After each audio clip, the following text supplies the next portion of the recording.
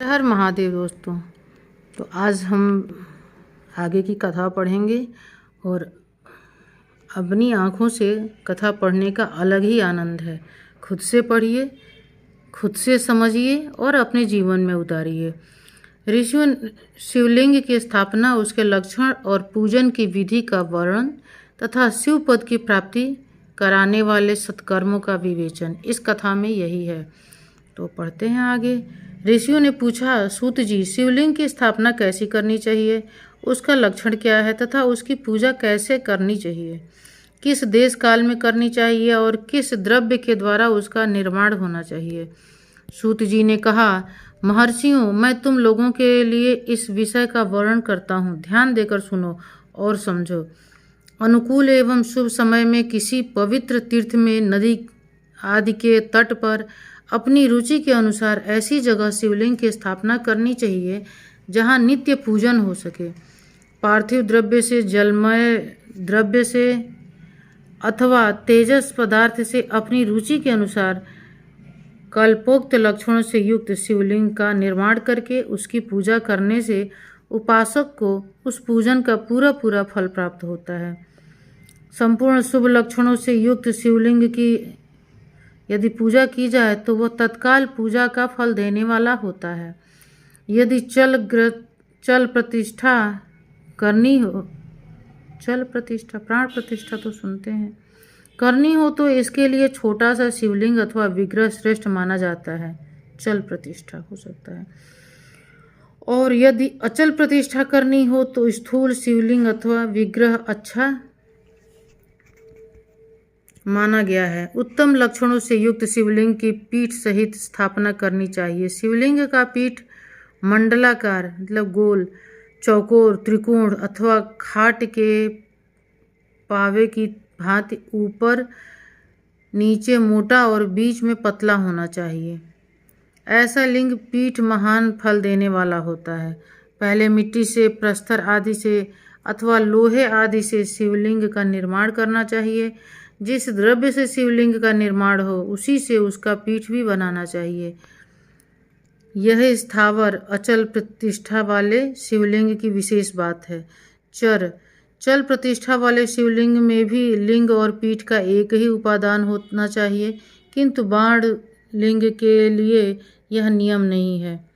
लिंग की लंबाई निर्माणकर्ता अथवा स्थापना करने वाले यजमान की 12 उंगली के बराबर होनी चाहिए। ऐसे ही शिवलिंग को उत्तम माना गया है। इससे कम लंबाई हो तो फल में कमी आ जाती है, अधिक हो तो कोई दोष का बात नहीं है। चरलिंग में भी ऐसा ही करने का नियम है। इसकी लंबाई कम से कम कर्ता के 1 अंगुल के बराबर होनी चाहिए। इससे छोटा होने पर अल्प फल मिलता है, किंतु उससे अधिक होना दोष की बात नहीं है। यजमान को चाहिए कि वह पहले शिल्प शास्त्र के अनुसार एक विमान या देवालय बनवाए जो देवगणों की मूर्तियों से अलंकृत हो। उसका गर्भगृह बहुत ही सुंदर, सुदृढ़ और दर्पण के समान स्वच्छ हो। उसे 9 प्रकार के रत्नों से विभूषित किया गया हो। उसमें पूर्व और पश्चिम दिशा में 2 मुख्य द्वार हों तथा जहाँ शिवलिंग की स्थापना करनी हो उस स्थान के गर्त में नीलम, लाल, वैदूर्ध, श्याम, मरकत, मोती, मूंगा, गोमेद और हीरा, इन 9 रत्नों को तथा अन्य महत्वपूर्ण द्रव्यों को वैदिक मंत्रों के साथ छोड़ें। सद्योजात आदि 5 वैदिक मंत्रों द्वारा शिवलिंग का 5 स्थानों में क्रमशः पूजन करके अग्नि के हविष्य की अनेक आहुतियाँ दें और परिवार सहित मेरी पूजा करके गुरु स्वरूप आचार्य को धन से तथा भाई बंधुओं को मनचाही वस्तुओं से संतुष्ट करें। याचकों को जड़, सुवर्ण, गृह एवं भू संपत्ति तथा चेतन गौ आदि वैभव प्रदान करें। स्थावर जंगम सभी जीवों को यत्नपूर्वक संतुष्ट करके एक गड्ढे में सुवर्ण तथा 9 प्रकार के रत्न भरकर सद्योजातादि वैदिक मंत्रों का उच्चारण करके परम कल्याणकारी महादेव जी का ध्यान करें। तत्पश्चात नाद घोष से युक्त महामंत्र ओंकार का उच्चारण करके उक्त गड्ढे में शिवलिंग की स्थापना करके उसे पीठ से संयुक्त करें। इस प्रकार पीठ युक्त लिंग की स्थापना करके उस नित्य लेप दीर्घकाल तक टिके रहने वाले मसाले से जोड़कर स्थिर करें। इसी प्रकार वहाँ परम सुंदर वेर यानी मूर्ति की स्थापना करनी चाहिए। सारांश यह है कि भूमि संस्कार आदि की सारी विधि जैसी लिंग प्रतिष्ठा के लिए कही गई है, वैसी ही बेर मूर्ति प्रतिष्ठा के लिए भी समझनी चाहिए। अंतर इतना ही है कि लिंग प्रतिष्ठा के लिए प्रणव मंत्र के उच्चारण का विधान है, परंतु वेर की प्रतिष्ठा पंचाक्षर मंत्र से करनी चाहिए। जहाँ लिंग की प्रतिष्ठा हुई है वहाँ भी उत्सव के लिए बाहर सवारी निकालने आदि के निमित्त बेर को रखना आवश्यक है। बेर को बाहर से भी लिया जा सकता है, उसे गुरुजनों से ग्रहण करें।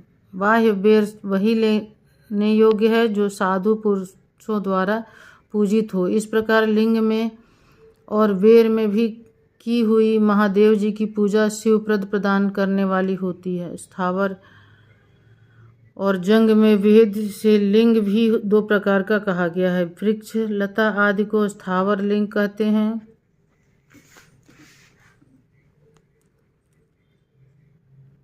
और कृमि कीट आदि को जंगम लिंग। स्थावर लिंग के सींचने आदि से के द्वारा सेवा करनी चाहिए और जंगम लिंग को आहार एवं जल आदि देकर तृप्त करना चाहिए। उन स्थावर जंगम जीवों को सुख पहुँचाने में अनुरक्त होना भगवान शिव का पूजन है, ऐसा विद्वान पुरुष मानते हैं।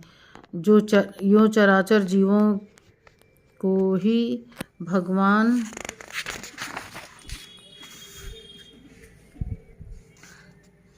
शंकर के प्रतीक मानकर उनका पूजन करना चाहिए। इस तरह महालिंग की स्थापना करके विधि उपचारों द्वारा उसका पूजन करें। अपनी शक्ति के अनुसार नित्य पूजा करनी चाहिए तथा देवालय के पास ध्वजारोहण आदि करना चाहिए। शिवलिंग साक्षात शिव का पद प्रदान करने वाला अथवा अक्षर लिंग में षोडशोपचार द्वारा यथोचित रीति से क्रमशः पूजन करें।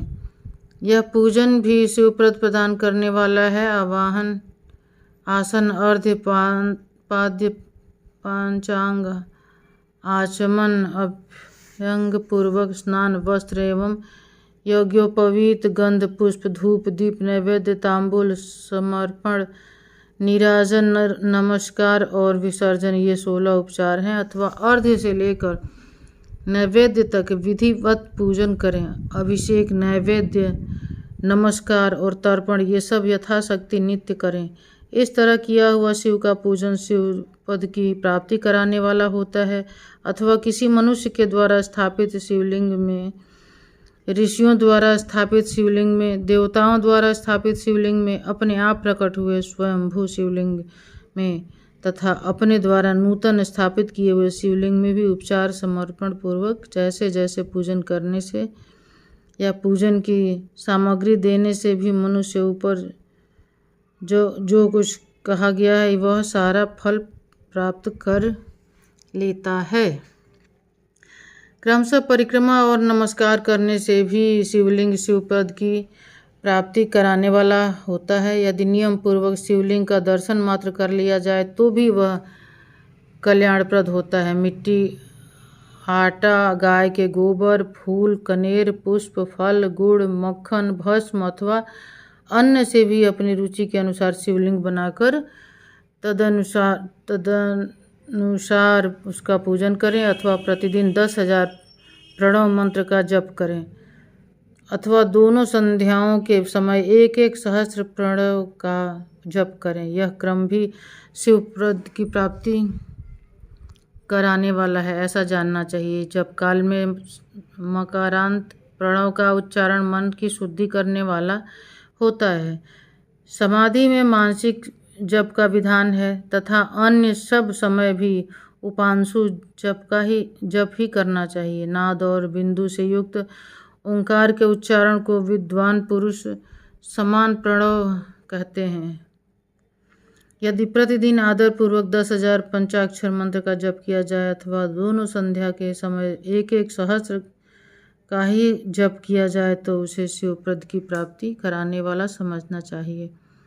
ब्राह्मणों के लिए आदि में प्रणव से युक्त पंचाक्षर मंत्र अच्छा बताया गया है। कलश से किया हुआ स्नान मंत्र की दीक्षा मातृकाओं का न्यास सत्व से पवित्र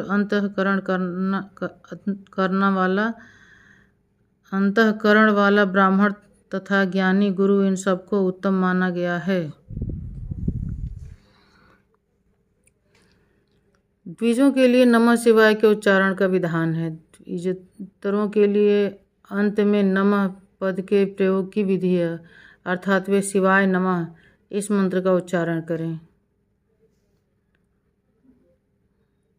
स्त्रियों के लिए भी कहीं कहीं विधि पूर्वक नमोन्त उच्चारण का ही विधान है, अर्थात वे भी नमः शिवाय का ही जप करें।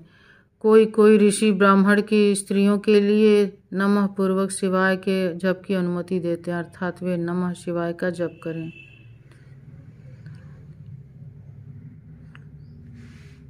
पंचाक्षर मंत्र का 5 करोड़ जप करके मनुष्य भगवान सदाशिव के समान हो जाता है।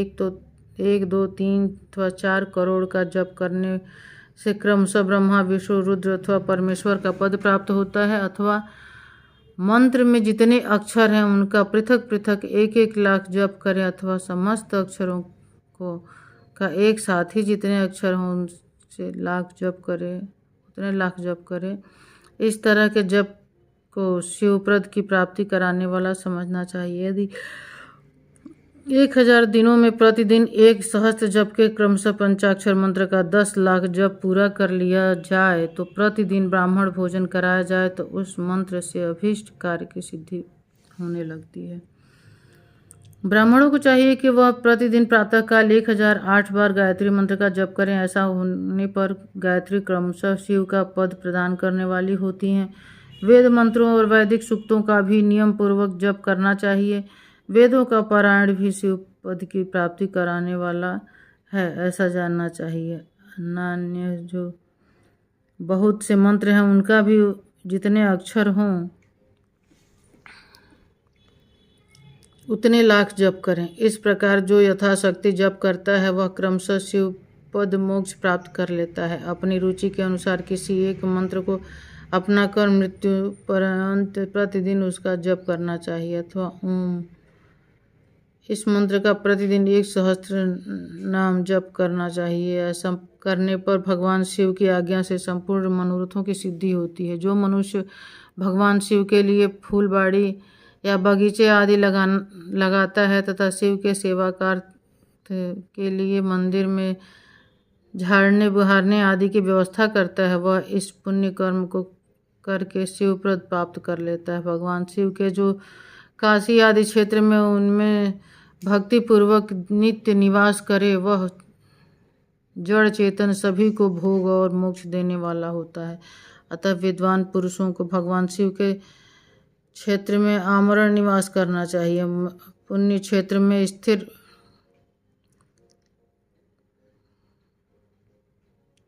बावड़ी, कुआं आदि पोखरे आदि को शिव गंगा समझना चाहिए। भगवान शिव का ऐसा ही वचन है।